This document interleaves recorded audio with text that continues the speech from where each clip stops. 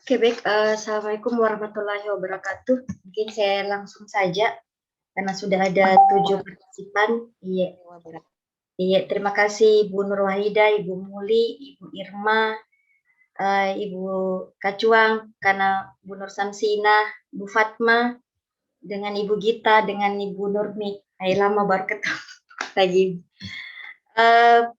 Baik, sebelum saya memulai kegiatan ini, saya ucapkan terima kasih atas kehadiran Bapak, kehadiran ibu-ibu teman semua untuk hadir dalam kegiatan diseminasi ini yang hari ini yang saya laksanakan. Kebetulan kemarin saya mengikuti kegiatan pelatihan masif, daring masif di Damba P4TK untuk kelas media. Jadi ini adalah rangkaian kegiatannya. Jadi kami diwajibkan semua peserta untuk setelah kegiatan itu melakukan diseminasi apa yang telah kami dapatkan selama pelatihan. Jadi sebelumnya sifatnya ini bukan sebagai untuk mengajari, tetapi ini hanya sebagai sharing saja apa yang telah saya dapatkan kemarin di pelatihan P4TK-nya. Nah, di nanti di room chat nanti saya share daftar hadir ada 2, ada daftar hadir dalam bentuk Google Form dan ada isian untuk mendapatkan sertifikat dari P4TK bahwa teman-teman semua sudah mengikuti kegiatan diseminasi P4TK pelatihan di Damba. Jadi nanti tapi sementara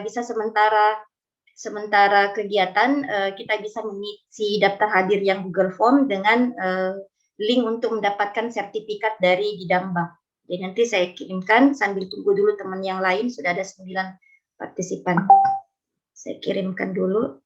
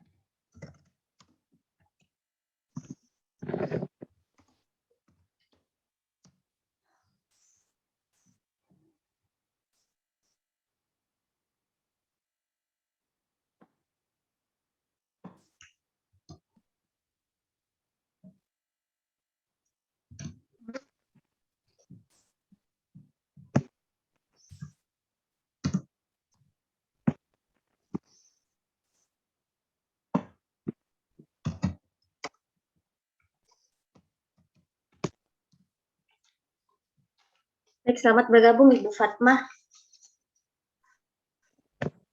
Iya, sebelum saya masuk untuk materinya, saya share screen jadi di room chat. Tapi teman-teman bisa lihat ada 2 yang saya share, ada daftar hadir dalam bentuk Google Form bisa kita isi. Di situ ada daftar hadir, kemudian di bawah itu ada ini langsung dari Didamba P4TK surat keterangan bahwa teman-teman mengikuti kegiatan diseminasi Didamba untuk angkatan 8. Jadi yang kelasnya nanti di dalamnya itu ada diisi kelasnya ini yang kebetulan saya ikuti itu adalah kelas media pemanfaatan media digital untuk pada pembelajaran IPA berbasis komputer. Jadi bisa kita sementara isi. Baik, untuk mempersingkat waktu, saya izin share screen untuk materinya. Ini foto Kak dulu. Foto Kak ini Kak anunya. Judulnya. Kak ini mau diisi nanti. Lewat nih. Oke, saya izin share screen di Kasih dulu Sebelum saya masuk ini Kak. ininya. Ini dulu nah. Ya. Ya. Oke, saya izin share screen. Pembelajaran abad 21 dengan era digital dan implementasinya. Jadi sekali lagi tadi untuk ini hanya sekedar sharing apa yang sudah saya dapatkan di pelatihan gambar kemarin. Jadi tidak menutup kemungkinan Bapak Ibu punya pengetahuan yang lebih atau informasi yang lebih dari saya. Bisa dibaca. Oke, pertama adalah latar belakang dulu. Jadi seperti kita ketahui bahwa kita ada dalam perjalanan era revolusi. Nah, yang sekarang kita jalani sekarang yaitu adalah revolusi industri 4.0 yang 4.0. Nah, di sini dipenuhi dengan media informasi dari internet. Nah, nantinya sebenarnya di negara lain itu mereka sudah masuk dalam era society 5.0. Nah, kita masih dalam baru menghadapi era revolusi industri yaitu 4.0. Nah, ini adalah perubahan-perubahan teknologi, sosial, lingkungan yang terjadi secara global. Ini saja sekedar tampilannya saja bisa kita lihat bahwa di era teknologi otomatis banyak yang mempengaruhi kemudian sosiokultural dengan lingkungan. Nah, salah satu teknologi adalah munculnya media AR VR, yaitu augmented reality dengan virtual reality.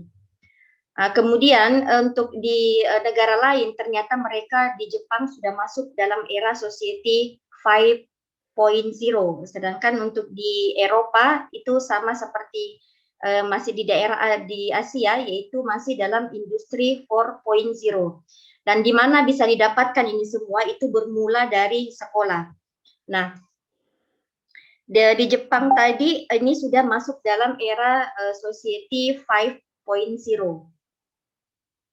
Ini ada di dalamnya ada Internet of Things atau biasa disebut sebagai IoT. Kemudian ciri khasnya lain untuk industri 4.0 itu adalah big data. Adanya big data yang disimpan dalam network collection ataupun dalam teknologi cloud. Kemudian ini adalah inovasi disruptif yang akan segera hadir pada era pembelajaran abad 21 atau era industri 4.0. Ini saja yaitu salah satunya adalah kita bisa belajar di mana saja dan kapan saja. Dan secara tidak sadar kita sudah melewati seperti itu dengan adanya pandemi. Jadi kita sudah masuk dalam era seperti ini. Nah, ini adalah beberapa contoh disruptif dari era industri 4.0 ini. Salah satunya adalah adanya dengan Google Assistant, kemudian Duolingo, video conference yang saat ini kita lakukan, kemudian robotik ataupun mobil listrik. Nah, ini adalah semua era disruptif pada era industri 4.0. Nah, apa saja menjadi tantangan pembelajaran abad 21? Otomatis pertama yang tantangan kita hadapi adalah perkembangan iptek, kemudian sumber daya yang berkompetensi dengan dunia pekerjaan serta informasi yang sangat cepat. Menurut UNESCO, ternyata ada 4 pilar untuk menyongsong pembelajaran abad 21 yaitu learning to do, learning to life, dengan learning to be. Ini penting dimiliki oleh kita guru. Jadi bagaimana cara kita untuk mengetahui, belajar untuk melakukan, belajar untuk hidup bersama, dan belajar untuk berada di dalamnya. Dan ini semua pemerintah sudah menerapkan dalam kurikulum kita di Indonesia, yaitu dengan menerapkan keterampilan abad 21 yang dikenal biasa dengan 4C, yaitu critical thinking, kolaboratif, komunikatif, dengan kreatif. Kemudian 6 literasi dasar dan nilai karakter. Nah, ini semua dituangkan dalam pilar profil Pancasila, yaitu kritikal, kemudian mandiri, kreatif, gotong royong, mencintai, dan berakhlak mulia. Nah, yang menjadi tantangan untuk peserta didik kita di abad 21 yaitu bagaimana menghadapi dunia nyata yang penuh masalah, otomatis membutuhkan solusi untuk menghadapinya. Dan ini juga yang menjadi perhatian pemerintah untuk menghadapi hal seperti ini, sehingga di kurikulum di Indonesia itu dimasukkan dalam kurikulum K13 atau sekarang yang kita sebut kurikulum Merdeka Belajar, yaitu adanya keterampilan abad 21, 6 literasi dasar, kemudian 4C. Tetapi pada ininya ternyata kondisi seperti ini masih agak ini juga untuk di Indonesia, yaitu dilihat dari PISA, ternyata pada hasil PISA tahun 2018 kita masih menempati urutan 70 dari 78 negara. Nah, itu sangat rendah. Ternyata di soal-soal PISA itu banyak memasukkan soal-soal yang berbasis problem solving atau untuk pemecahan masalah. Nah, bagaimanakah pengaruh pendidikan di Indonesia terhadap keterampilan abad 21 ini? Kualitas karakter ada yang diterapkan itu adalah religi, nasional, kemandirian, gotong royong, dan integritas. Kemudian literasi dasar, di sini ada beberapa literasi yang mungkin biasa kita dengar di AKM, kan istilah literasi numerasi dan literasi sains. Ternyata di situ banyak, ada 6 literasi, salah satunya yang sekarang lagi digalakkan adalah literasi digital. Kemudian ini tadi adalah 4C-nya, yaitu berpikir kreatif, berpikir kritis, kreatif, komunikasi dengan kolaboratif. Nah, ini semua ternyata untuk yang keterampilan yang sangat dibutuhkan siswa itu, selain tadi dasar literasi, yang dibutuhkan juga itu adalah keterampilan yang paling penting, yaitu keterampilan 4C, yaitu critical thinking, kemudian kolaboratif, komunikasi dengan kreatif. Nah, seperti apa itu critical thinking? Mungkin teman-teman sudah pernah mendengar dan bahkan sering mendengar, tetapi ada baiknya saya berikan sedikit mengenai critical thinking, yaitu kegiatan mengamati, menanya, mengumpulkan informasi, mengolah dan mengkomunikasikan. Itu merupakan suatu kegiatan yang masuk dalam kategori critical thinking. Jadi suatu problem atau masalah direnungkan, kemudian siswa menganalisis, mensintesis, dan menemukan penyelesaian masalah. Kemudian penyelesaian masalah itu disimpulkan, itu masuk dalam kategori critical thinking. Kemudian creativity. Nah, ini creativity adalah kemampuan untuk mengembangkan, melaksanakan, dan menyampaikan gagasan-gagasan baru. Kemudian komunikasi adalah memahami, mengelola, menciptakan komunikasi yang efektif. Dan yang terakhir adalah berkolaborasi. Jadi pada pembelajaran kan kita biasa membentuk kelompok di anak-anak, jadi diharapkan tercipta suatu keterampilan kolaborasi, yaitu mampu bekerja sama. Nah, ternyata yang selalu didengungkan itu keterampilan 4C, ternyata ada tambahan dua keterampilan yang harus dimiliki untuk menghadapi pendidikan atau pembelajaran abad 21, yaitu compassion dengan computational thinking. Jadi yang selalu kita dengarkan kolaborasi, komunikasi, critical thinking dengan creativity. Nah, kemarin semenjak peluncuran dari Merdeka Belajar oleh Mas Menteri Nadiem Makarim, ternyata ada tambahan 2C, yaitu compassion dan computational thinking. Compassion itu adalah dari segi perasaan. Nah, computational thinking itu adalah kemampuan memecahkan masalah yang secara logis dan sistematis. Seperti yang tadi saya jelaskan di program Mas Menteri Nadiem Makarim mengenai guru merdeka, itu ditambahkan lagi dengan 2C, di mana merdeka dalam hal bahwa kita tidak dibatasi, tetapi kita bisa meninggalkan comfort zone, mencari hal-hal yang baru yang lebih efektif, efisien, dan optimal. Nah, ini adalah filosofi Merdeka Belajar. Nah, kemudian sekarang saya bahas fokus ke computational thinking.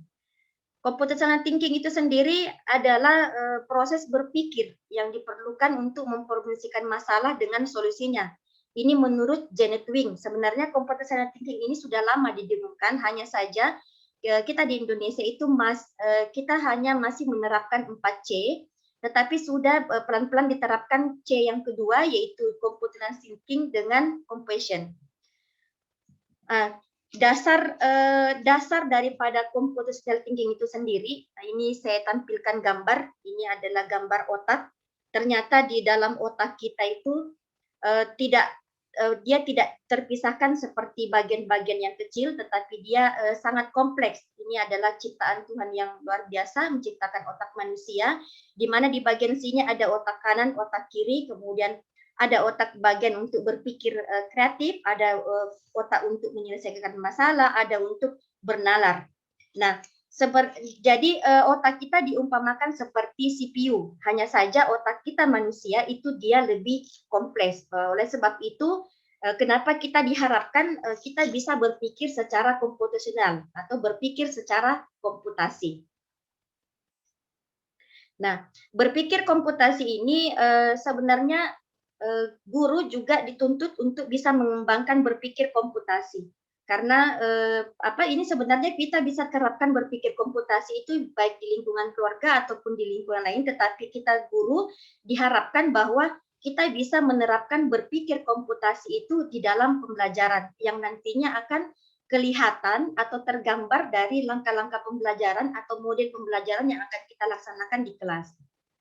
Nah, kemudian dalam era untuk pembelajaran abad 21 atau industri 4.0 itu terjadi namanya digital transformasi, di mana digital transformasi itu mau tidak mau kita menghadapi di depan mata kita tidak bisa menghindar, tetapi kita bisa menghadapi dengan era yang saat ini. Nah, ini juga nantinya digital transformasi ini akan berefek pada kehidupan peserta didik kita yang akan datang, utamanya dari segi dunia kerja.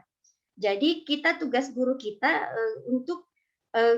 tugas kita sebagai guru bagaimana cara menerapkan pembelajaran digital transformasi ini dalam pembelajaran kita sebagai modal siswa dalam menghadapi kehidupan mereka nantinya, utamanya di dunia kerja. Jadi kita tidak, apakah dunia kerja itu dunia kerja yang hanya berhubungan dengan IT, itu tidak. Kita bisa lihat sekarang dunia kerja kita di guru saja sudah masuk digital transformasi. Misalnya kita mau membuat RPP, sekarang kan sistem digital. Malah ada sekarang RPP satu lembar itu sistem barcode. Nah, itu sudah masuk ke dalam ke dalam kegiatan pembelajaran kita. Tetapi untuk digital transformasi ini dapat digunakan secara efektif dan bermakna jika kita memiliki keterampilan berpikir untuk menggunakannya. Jadi tidak hanya sekedar menggunakan, tetapi berpikir kita mau apakan digital transformasi ini. Nah, dalam pembelajaran kita sendiri, taksonomi Bloom yang revisi terakhir, yaitu C1 sampai C6, di mana C1-nya adalah mengetahui, mengenal, kemudian memahami, C2, menerapkan, C3, menganalisis, C4, mengevaluasi, C5, dan mencipta, C6. Jadi diharapkan peserta didik itu sudah sampai dalam kompetensi C6, yaitu mencipta. Dan ternyata untuk taksonomi Bloom yang revisi, mungkin nanti sebentar saya bisa sharekan taksonomi Bloom yang revisi itu terdapat kemampuan atau keterampilan berpikir digital. Nah, contoh misalnya kita mau buat atau materi mengenai fotosintesis. Otomatis yang kita harus cari di search engine atau Google Search-nya itu adalah yang berhubungan mengenai fotosintesis, misalnya pada daun. Tidak mungkin kita mencari ke hal-hal yang lain. Pasti kita fokus. Nah, di sini dibutuhkan yang namanya berpikir. Jadi, sehingga kemampuan digital kita untuk mencari tadi dengan kemampuan berpikir itu tidak bisa dipisahkan satu sama lain. Nah, kemudian misalnya kita juga mau mengolah data di Excel. Data yang ada, misalnya data hasil pengamatan, kita olah ke dalam Excel, otomatis tidak hanya sekedar memasukkan, tetapi di situ dibutuhkan kemampuan kita untuk menganalisis ataupun mengevaluasi. Jadi tidak sekedar mencoret-coret, ataukah kita misalnya membuat dari data itu dituangkan dalam bentuk grafik, tidak lagi menggunakan menggunakan penggaris. Nah, itu sudah masuk ke semua di dalamnya adalah kemampuan berpikir dengan kemampuan digital. Jadi kemampuan berpikir dan kemampuan digital itu sama sekali tidak bisa dipisahkan satu sama lain, tetapi itu bergandengan.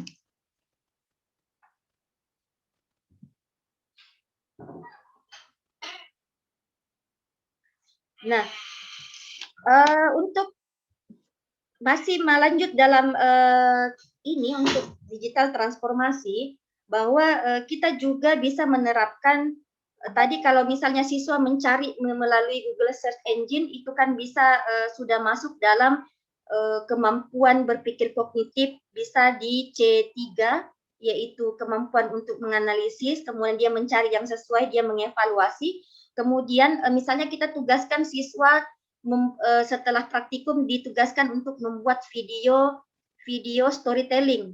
Nah, itu kalau misalnya siswa sudah bisa menciptakan, membuat video storytelling, mulai dari rumusan masalahnya, kemudian pembuatan jadwal, ataupun merancang percobaan yang mereka lakukan, itu sudah termasuk dalam C6, yaitu mencipta.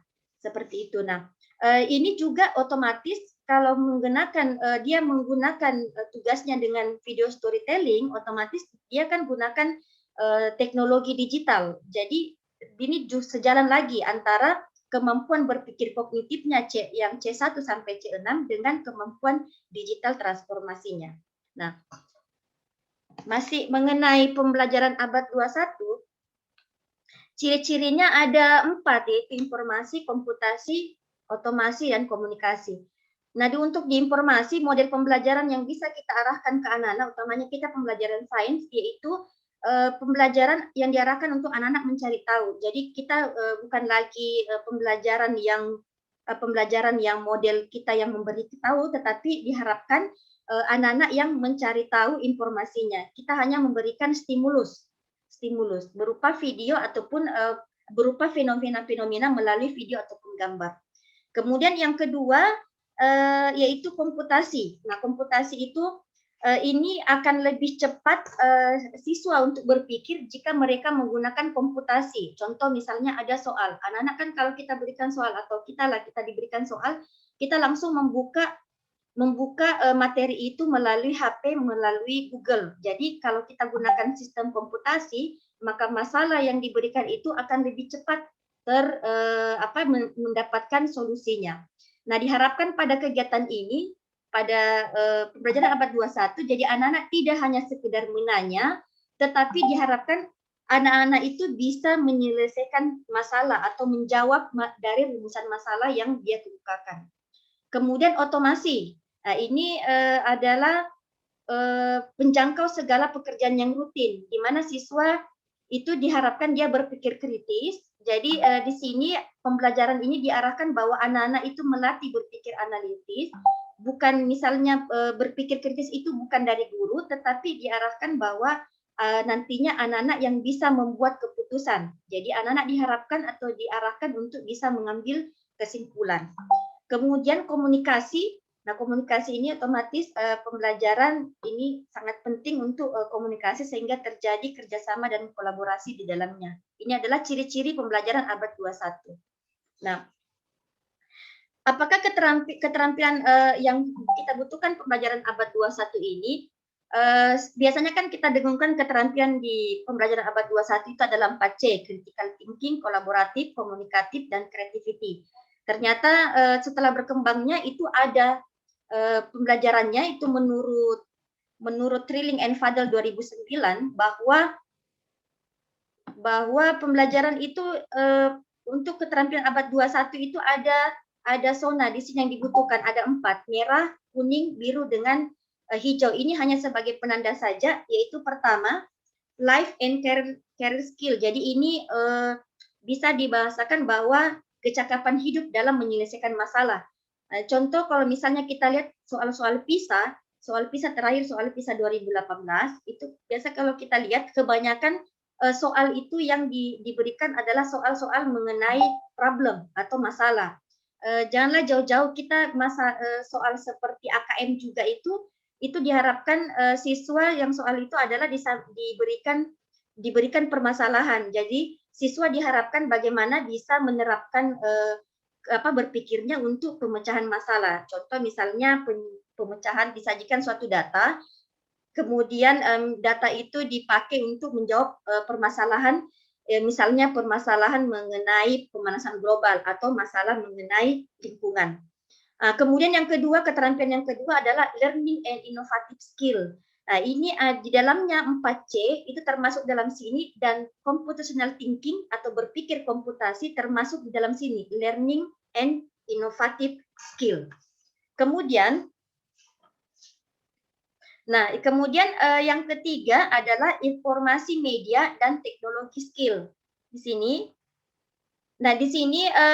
kita diharapkan anak-anak bisa masuk dalam tingkatan berpikir kognitif yang C6, yaitu mencipta. Jadi contoh misalnya anak-anak mencari di Google Search Engine, kemudian anak-anak diharapkan nanti membuat video storytelling. Nah, itu sudah masuk dalam dalam keterampilan yang di bagian berwarna biru ini, informasi media and teknologi skill. Nah, komputasi tadi kan berpikir komputasi itu masuk dalam dalam area kuning, yaitu learning and innovative skill. Nah, computational thinking ini sendiri kenapa bisa muncul? Ternyata bahwa di otak kita itu hampir sama seperti CPU, hanya saja otak kita itu dia lebih kompleks, karena kalau kita bagi ada 4 bagian, ada bagian decomposing, ada bagian abstraksi, ada bagian pattern recognition atau pengenalan pola dengan algoritma. Nah, decomposing ini sendiri adalah kita bisa menyederhanakan masalah yang kompleks menjadi masalah yang lebih sederhana. Contoh misalnya kita kasih stimulus anak-anak di kegiatan pembelajaran awalnya itu, contoh misalnya pencemaran secara global di luar negeri. Kemudian ataukah misalnya kenaikan CO2 misalnya di daerah Jakarta, di Sulawesi, Kalimantan. Kemudian anak-anak itu bisa menyederhanakan, membawa ke dunia nyata mereka, misalnya ternyata saya di kehidupan sehari-hari saya ternyata penyumbang untuk terjadinya pencemaran itu juga ternyata ada di lingkungan sekitar saya. Jadi tadi kita berikan masalah anak-anak yang kompleks, yaitu misalnya masalah pencemaran global misalnya di dunia, tetapi anak-anak bisa membawa ke kehidupan nyatanya, itu termasuk dalam kemampuan untuk dekomposi, yaitu menyederhanakan hal yang kompleks menjadi yang sederhana. Kemudian bagian yang kedua yaitu adalah abstraksi. Abstraksi ini adalah kemampuan anak untuk mengambil hal-hal yang penting saja. Nah, contoh tadi misalnya pencemaran. Kita berikan materi mengenai pencemaran, tetapi anak-anak bisa mengetahui misalnya faktor-faktor penyebab pencemaran air, ataukah misalnya materi yang kita ambil adalah materi pertumbuhan dan perkembangan. Jadi anak-anak sudah bisa mengetahui bahwa yang mana masuk dalam faktor-faktor internal, yang mana masuk dalam faktor eksternal, itu sudah masuk dalam kegiatan abstraksi, yaitu mengambil hal-hal yang penting saja. Kemudian strategi atau komponen dari berpikir komputasi yang ketiga yaitu pengenalan pola. Seperti tadi misalnya pengenalan pola ini anak-anak bisa menemukan hal-hal yang sama atau di bagian mana hal yang berbeda, itu masuk dalam pengenalan pola. Misalnya tadi misalnya dikenali bahwa faktor eksternal yang ini, kemudian faktor internal misalnya faktor eksternal cahaya, kemudian faktor nutrisi, kemudian faktor suhu, kemudian yang faktor yang lain yang berbeda yaitu faktor internal misalnya gen dan hormon, itu anak-anak sudah bisa membedakan, itu sudah masuk dalam pengenalan pola. Dan yang terakhir adalah berpikir secara algoritma. Algoritma otomatis kan pasti arahnya ke matematik. Nah, di sini anak-anak jika berpikir secara algoritma, diharapkan bahwa anak-anak bisa berpikir secara logis. Maksudnya dia, contoh misalnya kita berikan tugas proyek, misalnya menyelesaikan proyek, misalnya materi pertumbuhan dan perkembangan. Misalnya kita kasih batas waktu dia 2 minggu bisa menyelesaikan proyek, 3 minggu. Kemudian anak-anak bisa menyelesaikan, itu sudah termasuk dalam berpikir algoritma atau berpikir secara logis dan sistematis. Dan algoritma ini dilakukan dengan istilah SMART, yaitu spesifik, yaitu dia melakukan penyelidikan yang spesifik, kemudian measurable atau terukur. Jadi seperti tadi misalnya kita berikan batas waktu pengerjaannya itu dia masuk dalam measurable atau terukur. Kemudian misalnya anak-anak menggunakan biji kacang hijau, 20 biji misalnya diletakkan dalam satu tempat yang kecil, itu kan tidak bisa terukur. Jadi anak-anak yang masuk dalam pikirannya bahwa dalam satu tempat itu hanya muat 5 biji, itu bisa terukur. Itu adalah masuk dalam keterampilan algoritma. Kemudian time based tadi itu anak-anak sudah bisa buat alur, kemudian bisa buat jadwal, bisa buat timetable kapan pengerjaan proyeknya, itu sudah masuk dalam kemampuan berpikir untuk algoritma. Nah, ini tadi semua basic strategi daripada berpikir secara komputasi. Nah, ini berpikir komputasi ini bisa kita lakukan, bisa kita terapkan dalam pembelajaran sains, karena pada dasarnya metode ilmiah dalam sains itu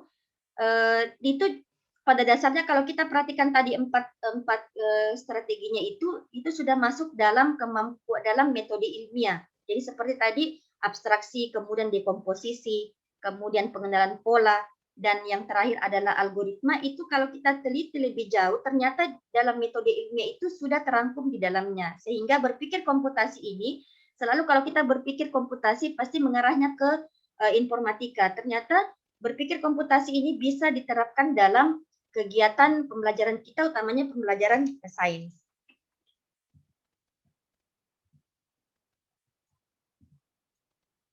Nah, Bapak berpikir komputasi ini itu bisa kita lakukan atau bisa kita lebih mudah untuk menerapkan ke anak-anak jika kita menerapkan dengan menggunakan media teknologi. Jadi sekarang kan banyak media-media yang bisa digunakan untuk membantu proses pembelajaran kita. Contoh misalnya kita bisa menggunakan media Canva, ataukah kita manfaatkan media pembelajaran yang sekarang baru-baru diinikan sama pemerintah, yaitu akun belajar. Mungkin teman-teman di sini sudah rata-rata yang mengaktifkan akun belajarnya, itu bisa kita gunakan di dalamnya. Nah, untuk menerapkan pembelajaran computational thinking tadi atau berpikir secara komputasi, itu bisa kita bantu dengan pembelajaran menerapkan media digital yang dapat membantu kita untuk menerapkan pembelajaran secara komputasi. Otomatis ini pembelajaran komputasi ini harus tergambar dari langkah-langkah pembelajaran yang kita lakukan. Kemudian di dalam langkah-langkah itu juga kita bisa menerapkan beberapa media yang bisa membantu untuk kita menerapkan pembelajaran secara komputasi. Otomatis kalau untuk media, kita pertama kali sebelum kita menetapkan media, tentunya kita harus menentukan materi dulu yang akan kita bawakan, kemudian KD, tujuan pembelajaran kita, indikator, kemudian uraian materi. Jadi tidak sekedar kita menerapkan media yang akan kita terapkan. Kemudian menerapkan dengan tujuan pembelajaran. Nah, mungkin saya bisa share screen di sini. Salah satu bentuk model tujuan pembelajaran yang berpikir secara komputasi. Ini kebetulan kemarin di pelatihannya sarankan untuk buat RPP dalam bentuk pembelajaran berbasis komputasi. Jadi contoh ini adalah melalui pembelajaran project based learning berbasis pemanfaatan teknologi digital dengan pendekatan CT, peserta didik diharapkan mampu menjelaskan faktor internal, eksternal yang mempengaruhi pertumbuhan dan perkembangan pada makhluk hidup dan mampu merencanakan percobaan tentang faktor luar dan faktor dalam pertumbuhan dan perkembangan pada tumbuhan secara tepat. Jadi kemarin juga diinformasikan untuk menetapkan tujuan pembelajaran itu ada, saya kira mungkin teman-teman juga sudah mengerti mengenai penetapan tujuan pembelajaran, yaitu ABCD, harus ada unsur audiensnya. Audiensnya di sini adalah peserta didik. Kemudian harus ada behavior atau tingkah laku. Nah, tingkah laku ini sebaiknya kita bisa ambil di KD 3, yaitu menjelaskan dengan menyusun laporan. Jadi masukkan di dalam tujuan pembelajaran. Jadi ada saya masukkan di sini peserta didik mampu diharapkan menjelaskan, kemudian mampu merencanakan. Nah, itu adalah behaviornya, itu bisa diambil di KD 3. Kemudian conditionnya itu adalah kondisi atau tingkah laku. Jadi tingkah laku di sini saya masukkan adalah melalui pembelajaran PJBL berbasis CT.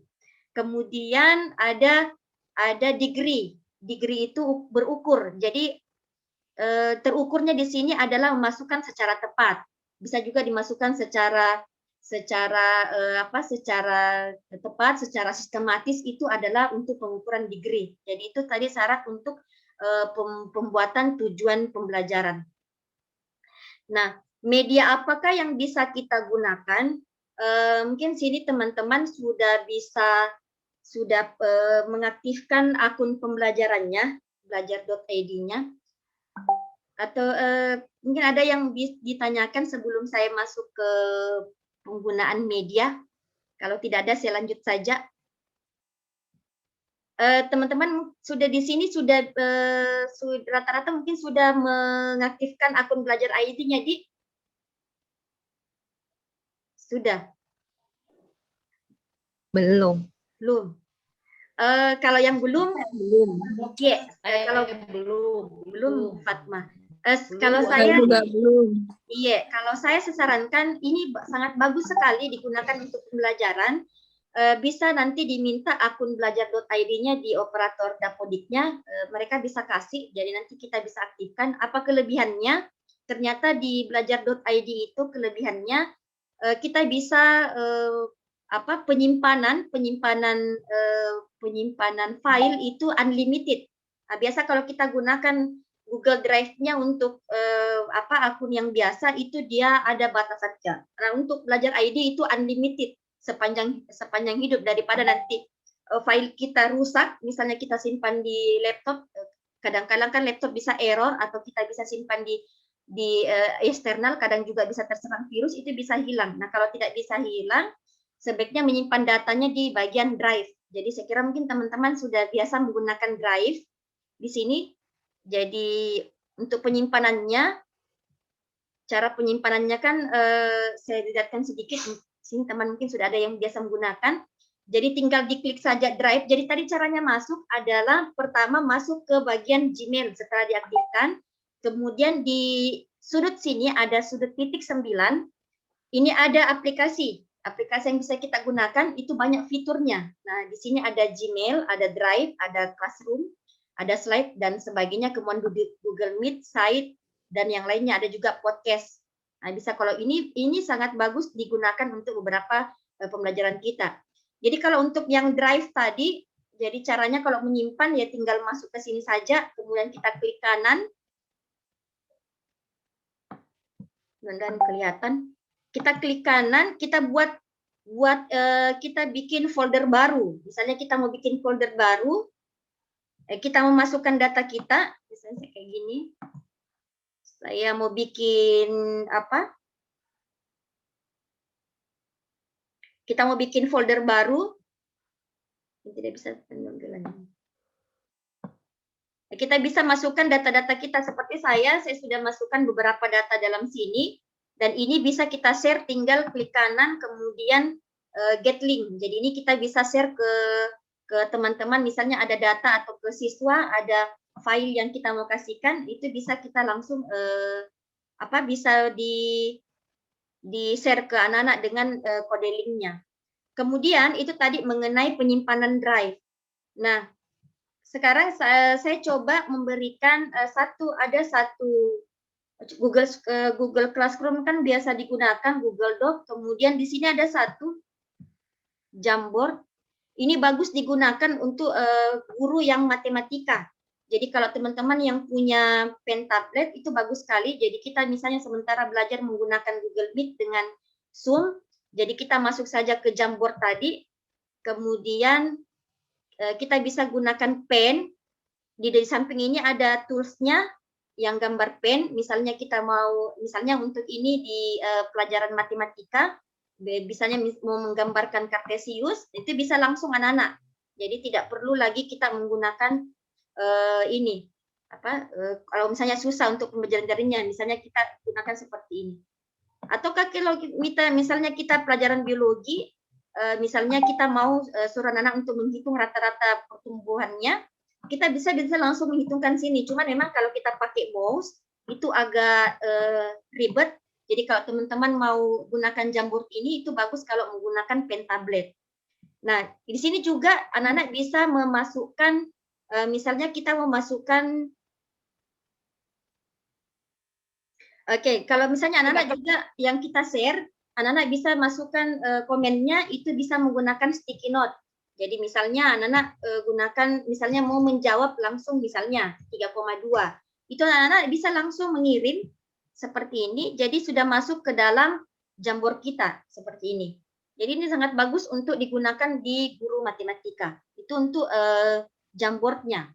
Kemudian ada lagi, nah di sini yang Google Form-nya kelebihannya kita bisa buat soal itu kalau saya biasa gunakan akun biasa, kadang kalau sudah sampai 20 soal itu sudah minta di upgrade. Kalau di sini kita menggunakan akun belajar, saya tadi buat soal 40 itu tidak minta di upgrade. Itu kelebihannya. Jadi saran saya sebaiknya teman-teman kalau mau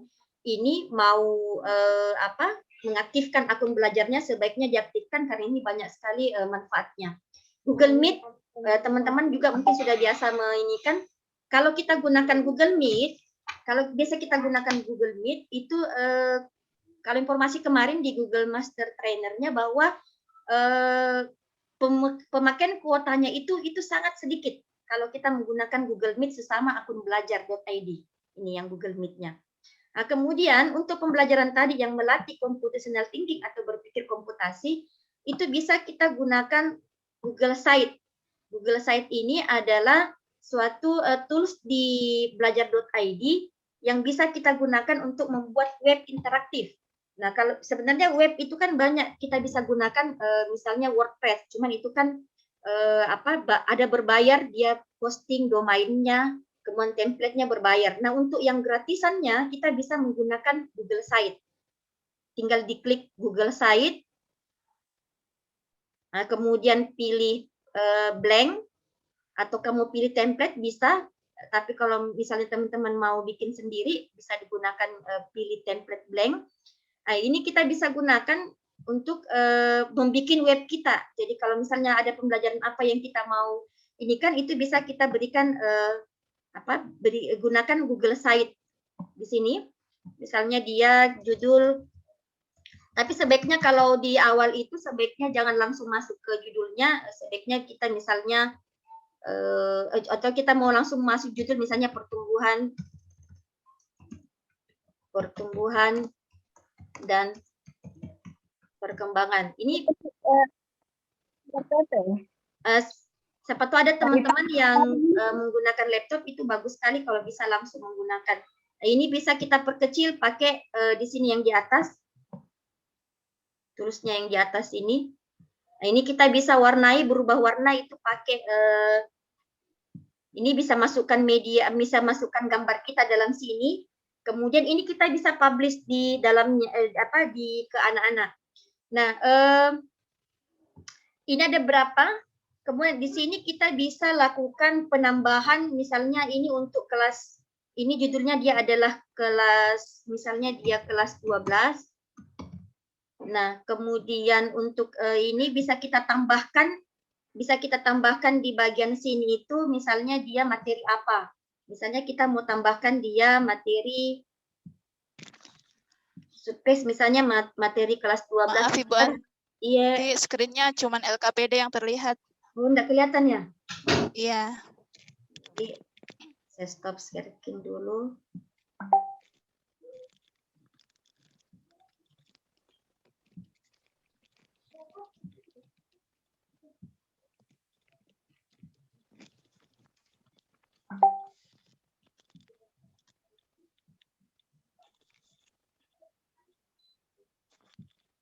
Ini sudah kelihatan.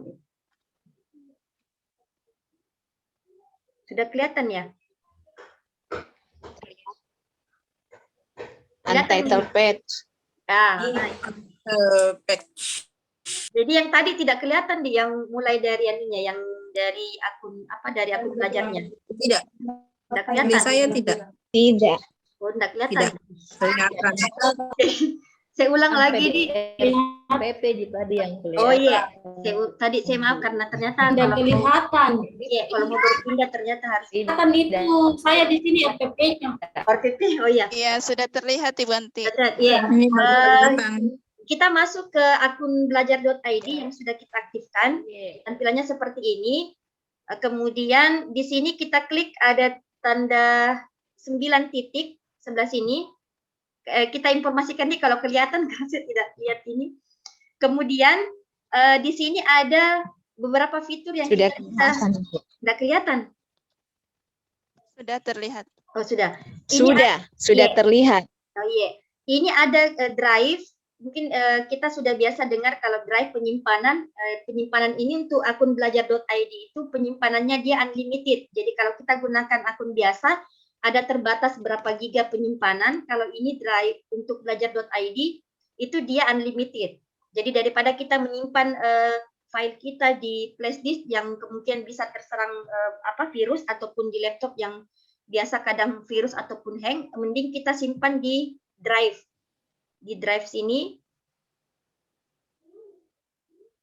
ini ada sudah beberapa penyimpanan yang saya ini kan, kemudian ini bisa nanti di share ke siswa. Misalnya kita mau ini kita bisa share, jadi kita bikin saja misalnya mau folder baru kita bikin saja, kemudian ini foldernya ini kita bisa share dengan cara kalau kita mau share folder kita bisa langsung klik di sini. Itu get link. Kalau misalnya mau materinya banyak, tetapi yang satu saja kita mau share ke siswa, masuk ke folder, kemudian pilih file, kemudian kita get link. Nah ini linknya nanti yang akan kita share ke siswa. Seperti itu. Nah itu untuk drive-nya. Kemudian untuk yang aplikasi yang lainnya, saya ulang lagi, tidak kelihatan tadi, Google Form-nya, saya kira teman-teman sudah biasa menggunakan Google Form, hanya kelebihannya kalau kita belajar ID, dia tidak terbatas berapa soal. Biasanya kalau kita belajar kita gunakan akun biasa, itu terbatas 20 soal itu sudah minta di-upgrade. Kemudian di Jamboard-nya, ini, kelihatan jadi Bu Evi? Ya, sudah kelihatan, Bu. Kelihatan? Kelihatan, Bu, jelas. Kelihatan. Ya, kelihatan di. Yang untuk di Jamboard tadi diklik. Jadi misalnya saya mau bikin presentasi, misalnya kita belajar sambil menggunakan Google Meet ataupun Zoom. Jadi kita klik Jamboard. Ini bagus sekali untuk guru matematika. Jadi bisa gunakan Jamboard, kemudian klik tanda pen di sini. Jadi tinggal menggambar saja. Misalnya, tapi kalau menggunakan mouse memang kurang bagus. Jadi ya sebaiknya kalau mau bagus rapi itu gunakan pen tablet. Itu ada dijual terpisah pen tablet. Kalau tidak salah sekitar di 400-an. Nah, ini misalnya kita mau bikin sumbu X, sumbu Y. Cocok midi Bu Epi ini sumbu X sama sumbu Y. Misalnya begini. Ya, cocok. Kita mau begini, kemudian misalnya ada pertanyaan kita mau berikan di sini. Kemudian anak-anak dikasih pertanyaan anak-anak untuk menjawab. Nah, ini bisa kita berikan ke anak-anak itu dengan cara share. Ini diklik di sini share. Kemudian diatur dulu karena terkunci. Kalau seperti ini modelnya restrict, ini terkunci. Jadi klik saja di bagian sini, share with kementerian. Kemudian ganti di sininya dengan anyone with link supaya bisa dibuka semua. Kemudian dan kita copy link. Ini copy link. Nah, itu sudah bisa masuk ke anak-anak nanti. Jadi kita share melalui chat. Kemudian nanti tampilnya anak-anak seperti ini. Anak-anak mau menjawab bisa dengan mengklik ini. Sticky note. Jadi sticky note misalnya dia jawab misalnya 3,2. Itu ketik 3,2, save, langsung kirim. Anak-anak bisa mengirim share. Itu kita guru yang men-share tadi yang punya Jamboard itu terkirim seperti ini. Jadi ini bagus dipakai pembelajaran interaktif, utamanya guru guru matematika. Kalau guru IPA juga, kita biologi juga bisa. Misalnya kita ada mau jelaskan misalnya rata-rata pertumbuhan. Jadi kita tinggal share saja di sini misalnya berapa 3,3. Tapi memang tulisannya tidak terlalu bagus, tapi kan paling tidak bisa membantu untuk pembelajaran yang memerlukan penulisan langsung, bukan dalam bentuk teori-teori seperti itu. Nah, itu untuk Jamboard. Kemudian yang di lain ini ada kalau kita mau bikin slide interaktif, ini namanya Google Slide. Bisa kita berikan misalnya anak-anak diberikan silahkan berikan pendapat kalian. Itu kita bisa sharekan ini, kita bisa share Google Slide-nya, jadi anak-anak bisa langsung. Contoh seperti ini. Ini saya bikin yang Google Slide. Jadi ini saya berikan misalnya anak-anak saya suruh untuk desain percobaan. Anak-anak mendesain percobaannya itu bisa langsung menjawab di sini. Jadi tidak berbasis kertas lagi, tapi anak-anak bisa menjawab langsung di slide sini. Di sini misalnya kelompok 1 untuk berwarna kuning, kelompok 2 untuk berwarna hijau, kelompok 3 untuk berwarna merah. Jadi anak-anak tinggal kirim, nanti kita terima itu jawabannya di sini. Contoh misalnya saya kasih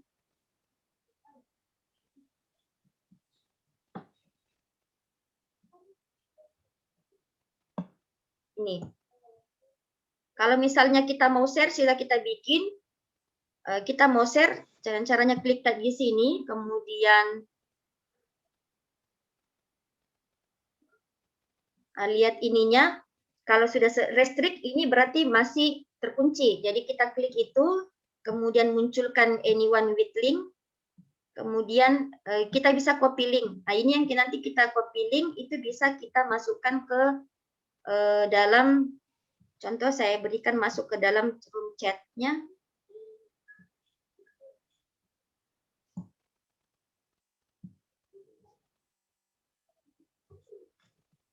Ini. Nah, ini bisa kalau misalnya teman-teman lihat di room chat-nya, di sini bisa diklik, teman-teman bisa langsung berikan komentar. Jadi komentarnya nanti akan masuk ke saya.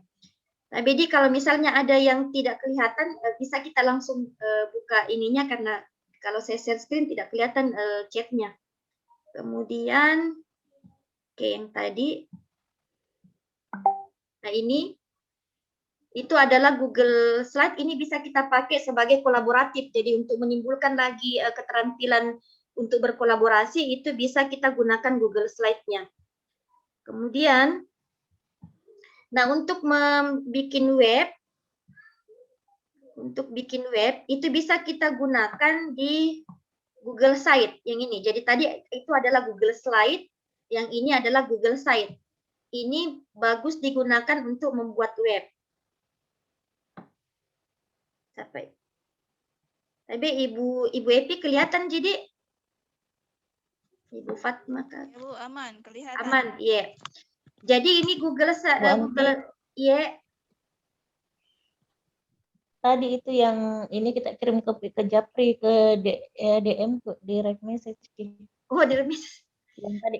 Oh, coba bisa kita Tadi yang contoh Oh iya, coba bisa kita teruskan Bu Fatma ke anyone. Iya, kita teruskan dulu kan. Saya screen harus ke stop lagi masuk ke chat. Iya. Di sini Google Site-nya kita bisa buat seperti ini, klik blank atau bisa ambil template-nya. Nah, seperti ini, bisa kita klik. Ini kan home. Misalnya ini khusus untuk pembelajaran kelas 3, kita bisa lakukan penambahan di page. Kemudian bagian home itu kita bisa lakukan penambahan di bagian add subpage. Misalnya materinya, misalnya materi pertumbuhan dan perkembangan. Pertumbuhan dan perkembangan. Misalnya kita mau bikin sampai berapa materi di sini, bisa kita lakukan penambahan add subpage. Misalnya materi yang kedua, misalnya kita mau metabolisme misalnya.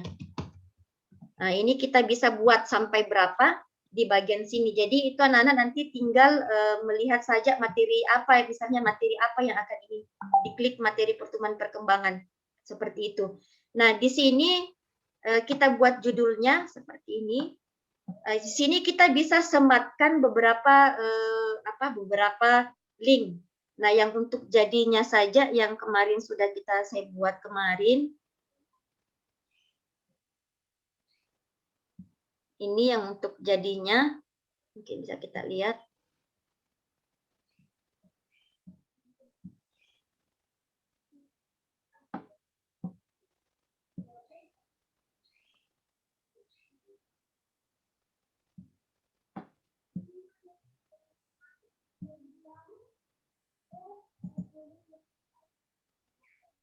Ini.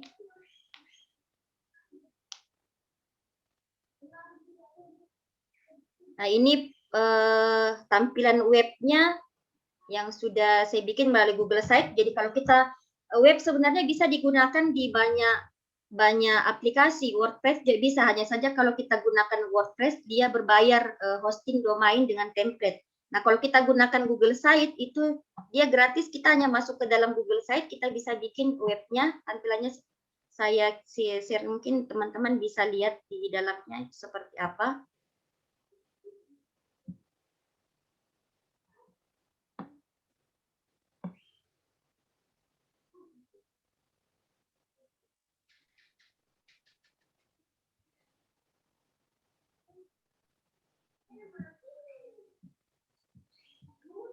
Kenapa ini?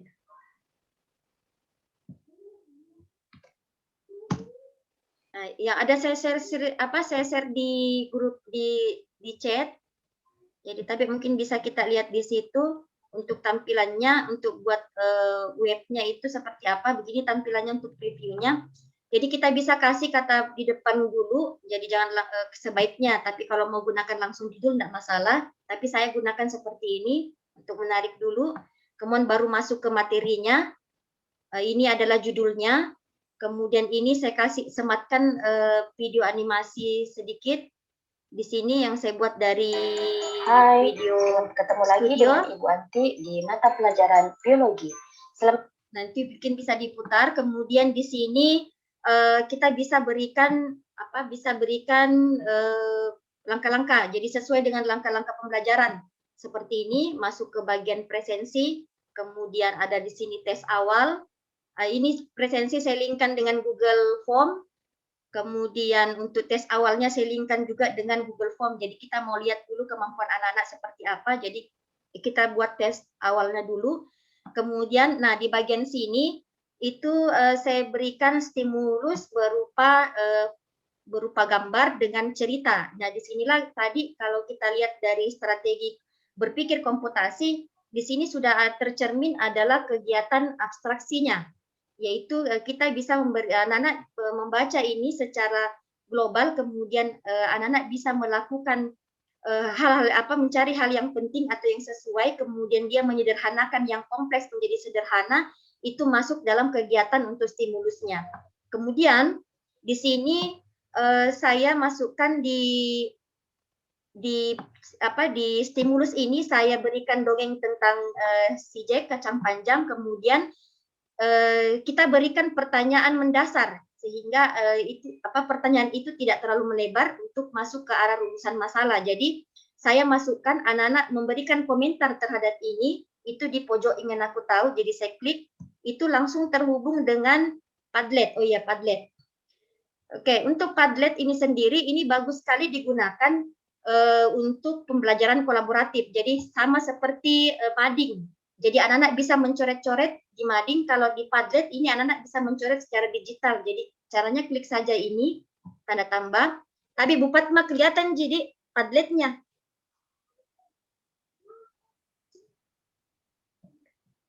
Ibu Epi, Kak, kelihatan Padletnya, Dik? Kelihatan subjek. Kelihatan, Dik? Bukan subjek. Iya.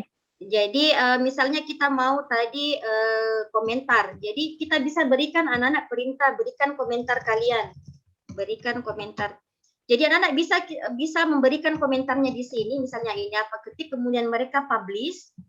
Nah, itu kelihatan nanti di Padlet saya seperti ini. Nah, kalau misalnya kita mau share, jadi cukup di sini ada sebar. Jadi masuk kalau misalnya kita mau install Padlet, cukup ketik padlet.com, kemudian nanti tampilan di luarnya itu disuruh seperti biasa untuk masukkan akun email, kemudian nanti tampilannya seperti ini.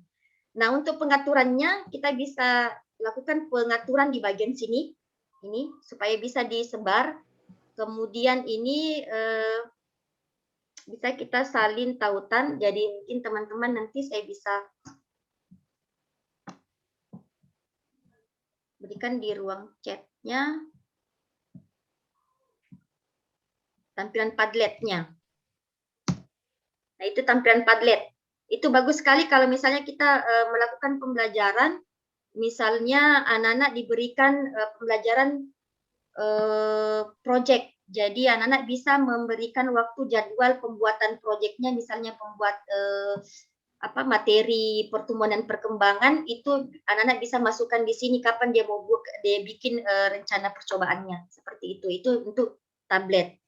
Kemudian di bagian sini ini sudah masuk ke dalam stimulusnya. Jadi saya berikan dua video seperti ini, singkat saja. Kemudian saya kasih pertanyaan mendasar.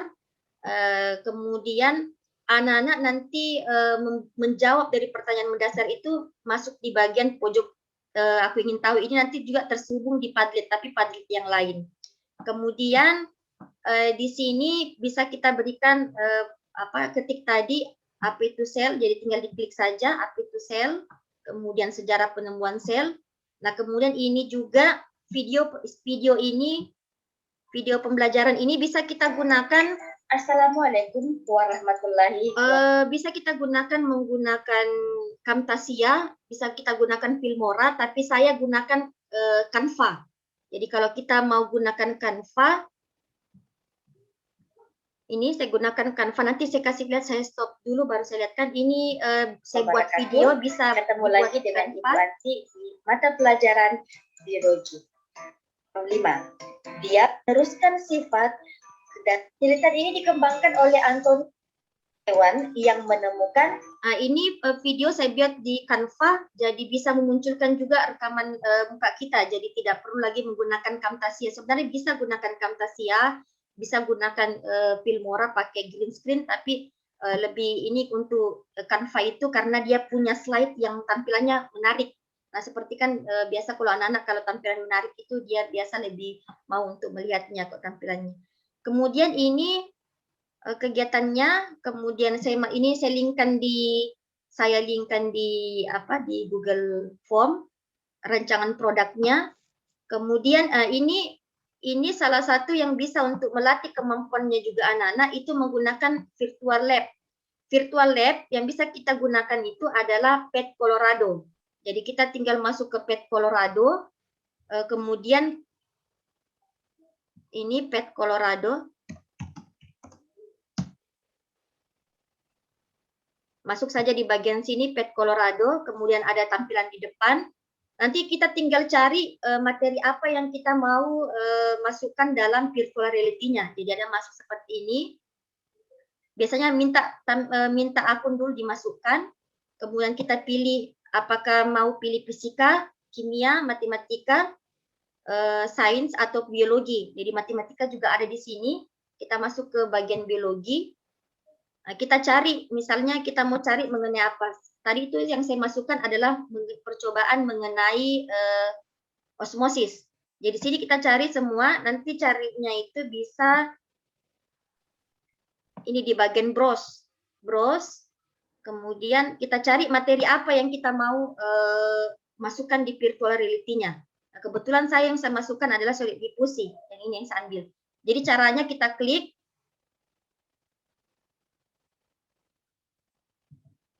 Kita klik di bagian situ, kemudian muncul ini yang kita ambil adalah embed. Embed ini masukkan ke web tadi, itu langsung kelihatan virtual reality-nya seperti itu. Ini. Jadi kita misalnya tadi anak-anak bisa langsung di web itu bisa langsung mencoba virtual reality-nya. Misalnya ini kan partikel. Ini partikel, ini dia ada konsep dia pelarut dengan terlarut. Jadi kita tinggal masukkan misalnya dia partikelnya berapa, skalanya berapa, kita pakai waktu. Kemudian kita klik center. Tapi kalau tidak kelihatan kita bisa konfirmasikan di. Kemudian ini ditambahkan, ini muncul, kemudian ini juga muncul. Misalnya dia radius berapa, jadi anak-anak itu bisa melihat bagaimana model daripada virtual reality daripada difusi seperti itu. Jadi ini untuk menambah wawasannya saja anak-anak. Kemudian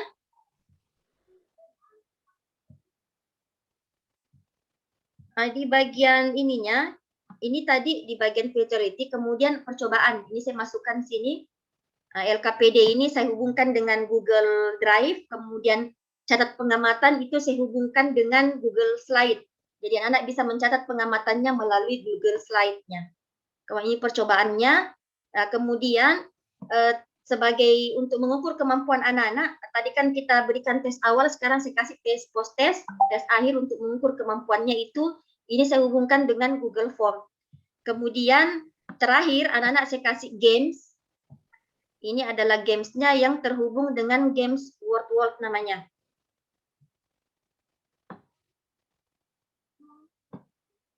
Tapi kelihatan Ji gamenya, Word World-nya. Baru word tertulis. Oh iya. Jadi kalau nanti tampilannya seperti ini di anak-anak, jadi anak-anak tinggal masukkan namanya, klik, klik namanya, kemudian start. Nah, ini kayak game, ini game, anak-anak bisa. Ya, jadi saya ambil model seperti ini. Jadi modelnya dia adalah seperti seperti yang pencarian maze.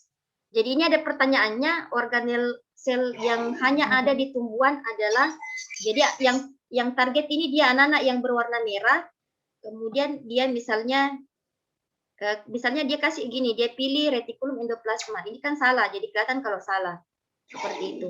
Kemudian kalau misalnya, jadi dia cari sampai dia ada jawaban yang benar, kemudian misalnya masuk ke dinding sel, nah ini masuk ke sini, itu adalah soal nomor 2.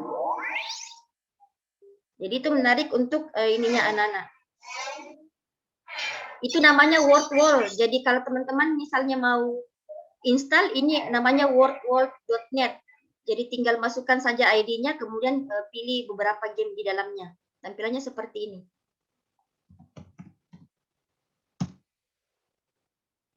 Ini saya punya kebetulan saya sudah upgrade.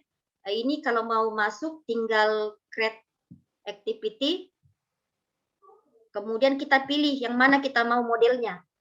Ini ada bentuk kuis, ada bentuk random card, ada bentuk ini, itu ada dalamnya semua. Dalam sini ada dalam bentuk maze case, ada bentuk image quiz. Oke, seperti itu.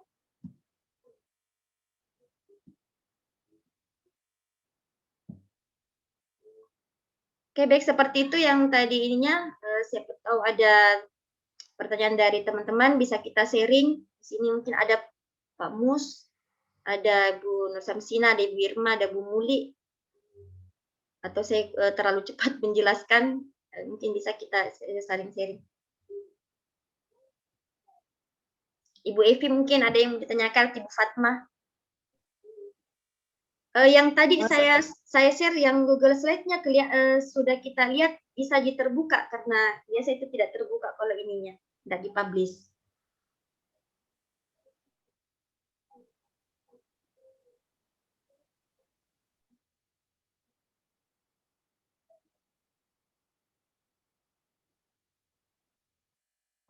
Barangkali ada teman-teman mau sharing atau apa. Jadi di mana tadi letak komputasional berpikir komputasinya itu tergambar dari langkah-langkah yang kita berikan pembelajaran di anak-anak. Jadi kita hanya sekedar memberikan seperti coding, kemudian anak-anak sendiri yang berpikir apa yang harus dia lakukan. Jadi kemudian di dalamnya itu sudah ada digitalnya. Jadi kita kolaborasikan antara kemampuan berpikir dengan kemampuan digitalnya anak-anak. Nah, memang agak sulit kalau misalnya terkendala misalnya masalah kuota. Memang seperti itu karena ini pasti full kuota. Hanya saja untuk pembelajaran ini itu bagus sekali karena web itu bisa kita berikan secara asinkronus. Nanti secara sinkronusnya ada masalah yang diketemukan anak-anak, dia selama mengakses webnya itu bisa dilakukan sinkronus secara chat WA ataupun nanti pada saat pertemuan melalui Zoom ataupun pertemuan tatap muka langsung. Jadi langkah-langkah pembelajaran itu dalam satu KD itu bisa terlihat dalam satu slide interaktif itu yang melalui Google Slide seperti itu. Begitu Bu Anti. Ya. Diperkenalkan Ibu Anti, tapi itu tadi masalahnya masalah kuota. Di sini maksud saya kendala-kendala kami di sini ya semua itu kuota pokoknya kuota. Jadi kadang-kadang ketika kita mau melakukan ini saja mereka masih mengeluh. Nah, Iya. bayangkan via Zoom saja mereka masih mengeluh. Nah, kalau yang seperti tadi, kuota yang banyak. Nah, kira-kira adakah solusinya yang maksudnya minim kuota untuk seperti itu tadi? Terima kasih. Iya, kira-kira itu masalah kita semua, Bu Irma, yang masalah kuota. Tapi saya lihat ada yang saya share itu kemarin, kan ada lagi bantuan kuota dari kementerian. Makanya tadi saya informasikan ke anak-anak sebaiknya menggunakan akun belajar.id. Jadi kelebihannya tadi kalau kita gunakan akun belajar.id, itu penggunaan kuota pulsanya itu minim daripada dia gunakan, ini kan Google Site, yang kita gunakan dalamnya kan Google Site, kemudian Google Slide, Google Form, itu semua dari include di belajar.id. Kecuali kalau Word-nya, kemudian Padlet itu di luar. Nah, itu mungkin yang memerlukan biaya kuota yang yang mungkin mengambil kuotanya siswa. Tetapi kalau misalnya kita linkkan semua dengan apa yang ada di dalam Google dalam belajar.id, itu saya kira akan sedikit, Bu Irma, karena kemarin informasinya karena kebetulan saya juga lagi sementara ikuti Google trainer master yang level 1. Kalau kita gunakan sesama belajar.id itu murah dan bahkan ada informasi kemarin dia gratis seperti itu. Jadi kita bisa mungkin ya informasikan saja ke anak-anak bahwa untuk belajar untuk kuota ini sudah ada lagi tahap kedua, ada suratnya itu. Penyalurannya itu nanti dimulai dari minggu ketiga Agustus. Sorry. Untuk pengumpulan datanya dari data Dapodik itu Agustus, untuk penyalurannya nanti itu mulai September. Itu untuk kuota, untuk bantuan guru dengan siswa. Kemudian kalau untuk menghemat, sarankan ke anak-anak sebaiknya kita gunakan Google Meet untuk Zoom-nya, untuk tatap mukanya secara daring. Kemudian kita gunakanlah beberapa tools yang ada di akun belajar.id. Seperti itu, Ibu. Itu saja mungkin yang solusi dari yang bisa kita lakukan sekarang. Karena susah juga kalau misalnya saya saja kalau kita pembelajaran lewat WA, pasti jangankan siswa, kita saja guru pasti sudah bosan terus mau lewat WA. Nah, coba bagaimana caranya bisa, dan saya awalnya agak pesimis lakukan ini ke anak-anak. Kebetulan saya sudah lakukan di 2 tingkatan, kelas 11 dengan kelas 12 materi ini. Kalau Ibu Irma kan masih daerah kota kan di Masamba, mungkin anak-anak tingkat kemauannya untuk belajar itu masih tinggi seperti juga Ibu Muli. Nah, kalau saya kan agak ini, tetapi saya lihat kemarin di bagian ininya responnya anak-anak alhamdulillah kelihatan dia lebih antusias untuk itu. Saya lihat juga kirim tugas, kemudian saya lihat juga mereka bertanya di grup chat untuk mengenai materi tugasnya itu alhamdulillah agak lebih naiklah kemauannya dibandingkan kemarin kalau saya kasih melalui WA seperti itu. Jadi mungkin dicoba-cobalah, bisa mungkin dicobalah seperti itu. Ya, ada lagi mungkin yang teman yang lain, kita bisa sharing saja karena pasti permasalahan dikemukakan Ibu Irma itu adalah masalah yang kita hadapi sama-sama seperti itu. Tapi itu tadi sebagai salah satu solusinya, sarankan ke anak-anak untuk aktifkan belajar.id-nya karena dia pemakaian kuotanya itu sudah diinformasikan bahwa memang dia minim pemakaian kuotanya, apalagi kalau kita gunakan sesama akun belajar.id. Begitu. Itu yang akun belajar.id itu katanya tidak semua siswa dapat. Semua. Hanya beberapa. Begini, ada memang kalau kita lihat dari Dapodik, memang ada beberapa siswa yang tidak keluar namanya. Itu biasanya bermasalah di Perpal PD-nya, biasanya bermasalah NIK-nya. Nah, itu tidak terbaca datanya, jadi siswa yang biasa tidak keluar akun belajarnya itu biasanya diinformasikan ke operator Dapodiknya untuk cek pasti ada bermasalah. Kalau bukan NISN-nya yang bermasalah, NIK-nya yang bermasalah. Seperti itu. Jadi kan penan dari Dapodik kan NIK dengan NISN.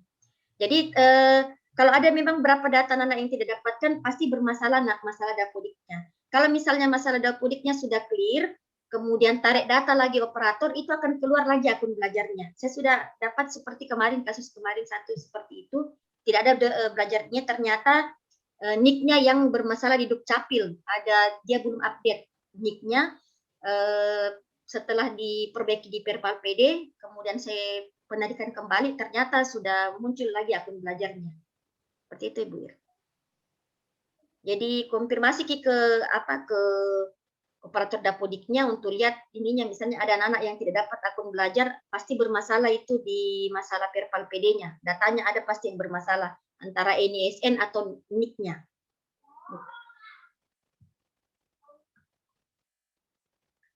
Ya, yang lainnya mungkin ada. Kalau sudah tidak ada, mungkin saya bisa kita lihat-lihat yang saya sudah share. Tadi yang daftar hadir dengan untuk sertifikat peserta di Damba bisa kita isi tadi, ada di link chat tadi yang di atas, kita isi di atasnya. Ini ada Google Form-nya dengan ada link untuk dapatkan surat keterangan.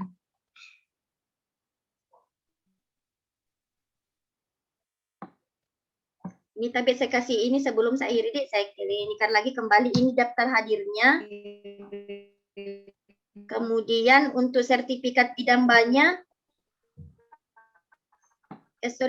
surat keterangan peserta diseminasi dari Damba P4TK.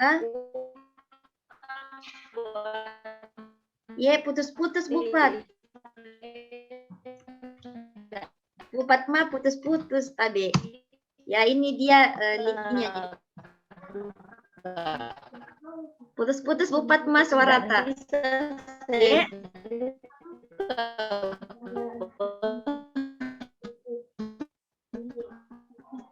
Putus-putus Bu Fat.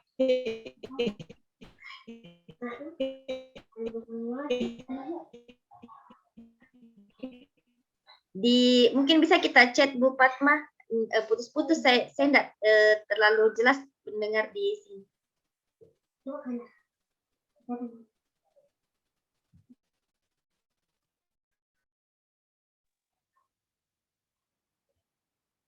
Atau kita kalau misalnya tidak lagi, bisa kita, kalau misalnya ada yang mau tanyakan masalah ini atau penggunaan tadi aplikasinya, bisa kita saling chat di mana.